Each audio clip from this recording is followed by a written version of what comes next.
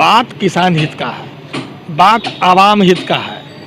ये सत्ता और विपक्ष का बात नहीं है। कोई बिहार का चुनाव कल होने नहीं जा रहा। ये किसान और आवाम का अस्तित्व का विषय है। ये समझने और समझाने में जितना मेरा भूमिका है उतना आपका भी है। नमस्कार, मैं हूं नाज़दा बख्श और आप देख रहे हैं नैतिक समाचार। हमारे साथ आरजेडी के नेता है, आइए इनसे जानते हैं कि उनका क्या कहना है। जरा विस्तार से जान लेते हैं जी।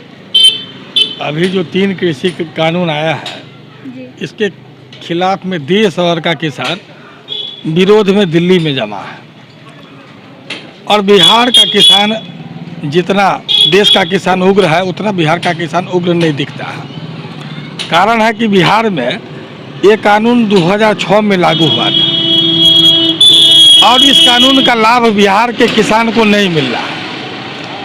अगर लाभ मिलता तो धान का कीमत उसको 1850 रुपया मिलता, जो आज पंजाब हरियाणा के किसान को 1850 रुपया धान का कीमत मिल रहा है। गेहूं का कीमत 1950 रुपया मिलता, जो पंजाब के किसान को मिलता है। अपने बिहार के किसान को 900 में धान बेचना पड़ता है और 1200, 1400, 1500 में क्वालिटी के हिसाब से गेहूं बिकता है। मक्का 1850 से ऊपर बिकना चाहिए एमएसपी पर, वो बिकता है 1200, 1300 में। तो बिहार के किसान को इस कानून का लाभ पहले से नहीं मिल रहा है। बिहार का किसान उदाहरण है देश के लिए कि बिहार के किसान आज आदी हो चुका है, आजिज हो चुका, थक चुका है। ये सरकार से उम्मीद छोड़ दिया है। यही कारण है बिहार के किसान को कोई मतलब इस कानून से नहीं है। लेकिन हरियाणा और पंजाब के किसान को 1850, 1950 एमएसपी मिल रहा है। उसको आशंका है कि ये काला कानून आने से उसे भारी नुकसान होगा। अब पहला कानून है कि आप खेत खलिहान से, ट्रक ट्रॉला से जहाँ अधिक कीमत होगा वहाँ किसी उपज को ले जाकर बेचेंगे। वर्तमान व्यवस्था में मंडी समिति के माध्यम से लोग बेचता करता है। बिहार में मंडी समिति नहीं है। ये कानून तो बिहार के अंदर अपने गांव में देखते हुएगा ट्रक से धान का लोडिंग होता है। अगर किसान को इस चीज़ का लाभ मिलता तो 1850 रुपये में धान उठता या 1400, 1500, 1600 में उठता, लेकिन 900, 1000 में बिकता है। तो इस कानून का नुकसान है कि नहीं। दूसरा है कॉन्ट्रैक्ट फार्मिंग। ये कॉन्ट्रैक्ट फार्मिंग तब मजबूर होकर अपने यहाँ का किसान पहले से कर रहा है। बटाईदार कानून अपने यहाँ है ना जी। बटाईदारी पर कानून नहीं है, लेकिन बटाईदारी पर किसान खेती दे देता है, कारण उसको लाभ नहीं है। बटाईदारी जो कुछ देता है उसी से वो खुश रहता है। इसका भी लाभ, बटाईदारी कानून का भी लाभ किसान को कॉन्ट्रैक्ट फार्मिंग का लाभ नहीं होगा। कारण कॉन्ट्रैक्टर का कृषि फसल पर कब्जा हो जाएगा। आपसे हम तय कर लिया खेती से पहले कि आपको 900 मिल रहा है, चलिए हम 1000 रुपया, 1100 रुपया में धान खरीद लेंगे, 1200 में खरीद लेंगे। धान खरीद भी लिया। अगर किसी तरह का क्वालिटी क्लेम हुआ तो विवाद भी जिला स्तर के अधिकारी के यहाँ तय होगा, 30 दिन के अंदर तय होगा। तल अधिकारी के यहाँ पहले से अधिक काम है, मतलब किसान उलझ जाएगा। अगर किसान को लगता है किसान हमारा फसल शुरू में ले भी लिया, 1000-1200 में कुछ लाभ दे दिया, तो बीच के व्यापारी जब मंडी समिति समाप्त हो जाएगा तब मेरा फसल का औने पौने दाम में कॉन्ट्रैक्ट लेगा लोग, क्योंकि मेरे पास दूसरा ऑप्शन नहीं होगा। जब लंबा विषय पर हम ले जाएंगे तो लोग को समझ कम आएगा। शॉर्ट में समझ लीजिए कि जब हम मेरा फसल कोई बड़ा आदमी ले लेता है हमसे फार्मिंग करवा के, हमको खेत का किराया दे देता है, तो मेरा खेत मेरे हाथ में नहीं ना रहा जी, फसल तो किसी और के हाथ में चला गया। तीसरा उसी से लगा हुआ कानून है, अभी आवश्यक वस्तु अधिनियम लागू है। थोक विक्रेता 1000 कुंटल से अधिक माल आप नहीं रख सकते हैं, किसी उपज नहीं रख सकते। लेकिन इस कानून के लागू होने के बाद आप लाखों कुंटल माल रख सकते हैं। तो जमाखोरी हुई ना जी। आप समझ लीजिए, जब कृषि उपज का जमाखोरी होगा तो मूल्य वृद्धि होगा। मूल्य वृद्धि का लाभ किसको होगा? जब उपज जिसके पास है उसको होगा। किसान के पास कृषि उपज नहीं है, व्यापारी के पास कृषि उपज नहीं है। कृषि उपज किसके पास है? तो बड़े लोग के पास है। जब बड़े लोग के पास कृषि उपज है तो मनमाने दर से बेचेगा। आज जब कृषि फसल उपजता है उस समय हम लोग को सस्ता कृषि उपज मिल जाता है। जैसे अभी फसल कट के आती है तो धान गेहूं का कीमत कम रहता, लेकिन अंत बुआई के समय में धान और गेहूं का कीमत बढ़ जाता। ये वास्तविकता है। लेकिन जब कॉन्ट्रैक्टर या बड़े लोग का मोनोपोली, उद्योगपति का मोनोपोली कृषि उपज पर हो जाएगा तो शुरुआत से ही महंगा दर में हमें खरीदना पड़ेगा। वो जो शुरुआत का लाभ 6-7 महीना हमें सस्ती दर पर आम उपभोक्ता को कृषि उपज मिलता था, धान गेहूं मक्का मोटा अनाज तिलहन दलहन, वो तो नहीं मिलेगा। अब शुरुआती दर से महंगा अनाज हम खाने का आदी हो जाएंगे। एक पहला तो किसान को नुकसान है, दूसरा आम आवाम को नुकसान है। आप कहिएगा फिर देश को फायदा दिखता है, होगा, देश को फायदा होगा, लेकिन हमको लूट के अगर कृषि उपज अगर 1200 में धान का कीमत है और उसका चावल 20-21 रुपया होना चाहिए, हमसे 40 रुपया लेगा तो 20 रुपया हमसे लेके सरकार को 5 रुपया दे रहा, चाहे 2 रुपया दे रहा, तो सरकार हमसे 5 रुपया ले ले, फिर भी हमको लाभ हो जाएगा। देश के लाभ के लिए हमको पहले लुटवाएगा, लूटा हुआ धन से देश को टैक्स देगा, सीधा हमसे टैक्स ले ले। उपभोक्ता नहीं लूटेगा, किसान भी बच जाएगा। यानी इस कानून से देश को लाभ होगा लेकिन किसान को ज़्यादा नुकसान होगा। किसान उपभोक्ता के नुकसान करके देश लाभ करके क्या करेगा? देश को जो लाभ होगा, मुनाफाखोरी में जो टैक्स मिलेगा वो देश को लाभ होगा। अगर 20 रुपया का सामान 40 रुपया में बिकती है, 5% टैक्स है, 40% 202 रुपया टैक्स हो गई। अगर 20 रुपया में सामान बिके 10% हमसे टैक्स ले ले तो हमको तो 18 रुपया का बचत हुआ ना जी। 22 रुपया में पेमेंट करना पड़ा, 40 रुपया पेमेंट नहीं ना करना पड़ा।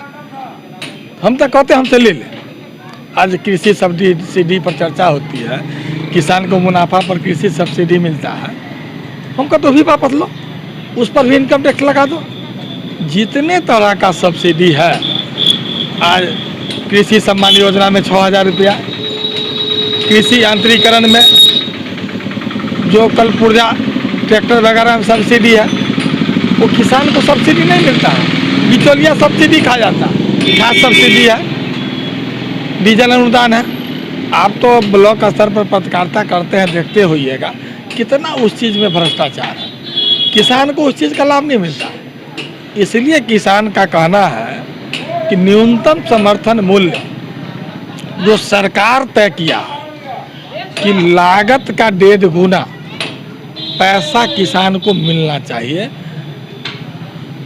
वही तय कीमत का किसान गारंटी चाहता है। गारंटी कानून लागू कर दे, किसान को और कोई सुविधा नहीं चाहिए।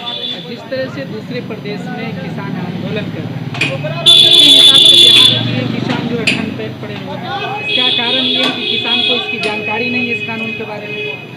निश्चित रूप से बिहार के किसान का कमर नीतीश कुमार जी 2006 में तोड़ चुके हैं, अभी उठने के काबिल नहीं। ये अपना दर्द जो है पी चुके हैं। अब इनको नहीं लगता है कि हम खड़ा हो पाएंगे। आप उनको खड़ा करने के लिए आप जैसे मीडियाकर्मी, हम जैसे सामाजिक राजनीतिक कार्यकर्ता वहाँ तक बात पहुँचाना पड़ेगा कि आपका जो कृषि उपज है 9 रुपया में बेचना पड़ता है, वो अगर 1850 में बिकेगा तो आपकी स्थिति बदल जाएगी। आप खुद कृषि कार्य करेंगे, वो बटाईदार को नहीं देंगे, मजदूर रख के काम करेंगे, लाभ आपका बढ़ जाएगा। जब ये समझने लगेगा बिहार का किसान, फिर बिहार से पलायन रुकेगा, तरक्की बिहार का होगा। निश्चित रूप से ये कानून, ये लड़ाई बिहार के किसान के लिए है। बिहार के आवाम के लिए अधिक है। कारण पलायन का दंश हमको झेलना पड़ता है। किसान कृषि कार्य खुद नहीं करते हैं, कारण मुनाफा नहीं है। मजदूर मजदूरी के लिए कृषि कार्य करते हैं, बटादार पर काम करते हैं, कारण उसका रोजी रोटी उस खेती से चल जाता है। लेकिन जब किसान खुद खेती करने लगा तब मजदूर को रोजगार मिल जाएगा। जो किसान का बाल बच्चा पलायन कर रहा है उसको घर में काम मिलने लगेगा, मुनाफा बढ़ेगा। बिचौलिया प्रवृत्ति जो है, जो आज जमाखोरी से उद्योगपति पैसा कमाएगा, वो पैसा बचेगा, बिहार तरक्की करेगा। जो लोग कहते हैं इसमें काला क्या है, हम उनसे पूछना चाहते हैं इसमें सफ़ेद क्या है। इसमें सारा काला ही काला है। आज वही मीडिया जो सरकार परस्त है उसको इसमें काला क्या है नहीं दिखता। जमाखोरी कानून आप लागू कर रहे हैं, ये काला है। किसान को कॉन्ट्रैक्ट फार्मिंग के तहत गिरवी रख रहे हैं। कोई गलत कहता है कि किसान का जमीन ले रहा है, किसान के फसल का अधिकार को कॉन्ट्रैक्टर ले रहा है। आज मंडी समिति के माध्यम से जो कृषि आय बढ़ोतरी हो सकती थी, आज दोहरा मापदंड सरकार का दिखता है। सरकार कहते हैं कि मंडी समिति 1000 और हम निर्माण करवाएंगे। वर्तमान में जो मंडी समिति है बिहार में बंद है। आपकी सरकार है, राज्य में आपकी सरकार है, केंद्र में आपकी सरकार है। बिहार का मंडी समिति पहले चालू करवा दीजिए। निश्चित रूप से मंडी समिति में गोडाउन व्यवस्था है और बेचने की आज़ादी है। जब हमको लगता है कि मुनाफा हमको नहीं है तो किराए का गोडाउन में सस्ती दर पर जो सरकार का गोडाउन है वहाँ हम अपना उत्पादन को रख देते हैं। और जब सही समय आता है, भाव वृद्धि होता है, उस समय हम बेचते हैं। मंडी समिति नहीं रहेगा तो मेरा वो भी फसल पर से अधिकार नहीं रहेगा, कहाँ रखेगा लोग। ये निश्चित रूप से किसान को बर्बाद करने वाला ये 3 कानून है और इसे समाप्त कर किसान हित में नया सिरा से सोचना चाहिए। लेकिन जिस तरीके से बिहार में किसान जो आंदोलन के लिए, विरोध करने के लिए सक्रिय नहीं है, इसमें कहीं ना कहीं मुख्य तौर पर विपक्षी पार्टी है, उनका भी कुछ दोष है। देखिए, सबसे पहला बात आप बताइए, आप मीडिया से जुड़े हुए हैं और मीडिया कर्मी, जब आप नहीं जानते हैं इस कानून का प्रभाव और दुष्प्रभाव क्या पड़ेगा, हमारे राजनीतिक कार्यकर्ता जब नहीं जानेंगे तो किसान और आवाम कैसे जानेंगे। इस बात का सही ढंग से प्रचार प्रसार हो, इस कानून का नुकसान क्या है। जब हमारे किसान ये बात समझने लगेंगे कि 6000 का कृषि किसान सम्मान निधि छलावा है, 60,000 खुद हम कमा सकते हैं, तो वो 6000 के फिर में नहीं जाएंगे। आप समझ सकते हैं कि अपने यहाँ बाढ़ के कारण हो सकता है 2 फसल, 1 फसल होता हो खेत में, लेकिन बहुत सारे जगह ऐसा है जहाँ 3 फसल होते हैं और 3 फसल के हिसाब से 2000 रुपये आप देते हैं, जो 17 रुपया करीब रोज के हिसाब से पड़ता है किसान को। जब मेरा कृषि उपज डबल दाम में बिकेगा, अगर 1 कट्ठा में 2 मन अनाज उगेगा तो 16 कुंटल, तो 16,000 रुपया ज़्यादा एक फसल में, 1 बीघा में किसान को आएगा। 3 फसल में 16 या 48,000 मिला क्या 6,000, नुकसान कितना हुआ 42,000। अब 6,000 में और कृषि सब्सिडी में जो लुटवाते हैं वो देश का बचेगा, हम देंगे, हम कमाएंगे। इसलिए MSP न्यूनतम समर्थन मूल्य, बहुत से आदमी को ये भी नहीं मालूम कि क्या है। ये है आपको कृषि लागत, उपज पर जो लागत है, जैसे बीज में, रसायन में, पानी में, मजदूर में, जो भी खर्च आपका है उसका ब्यौरा सरकार तय किया है। ये है न्यूनतम समर्थन मूल्य, जो वर्तमान सरकार 22 में डबल करने का बात करता है। आज ब्यौरा है, उसका गारंटी नहीं है। मात्र 6% आज कृषि उपज का सरकार खरीदता है। आज समझ सकते हैं, पंजाब हरियाणा के किसान को तो राज्य सरकार और केंद्र सरकार पूरा माल फसल ले रहा।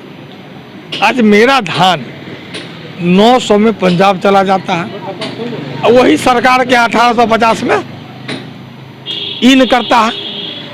वहाँ मेरा किसान का सामान पंजाब के किसान सरकारी गोडाउन में बेच के पैसा कमा रहा है, हम बर्बाद हो रहे हैं। इसलिए बिहार के किसान के लिए एकदम ज़्यादा ज़रूरी है इस कानून को बारीकी से समझे और इस लड़ाई को तेज करे कि बिहार का सरकार एमएसपी का गारंटी तय करे। हर हाल में जो न्यूनतम समर्थन मूल्य जो राज्य और केंद्र सरकार तय किया है वो किसानों को सुनिश्चित हो जाए कि उससे कम में उसका उपज नहीं बिकेगा। बिहार में खुशहाली आ जाएगा जी, बेरोजगारी दूर होगा, पलायन दूर होगा। बिहार में विपक्षी पार्टी को चाहिए कि जागरूक किसानों को जागरूक किया जाए।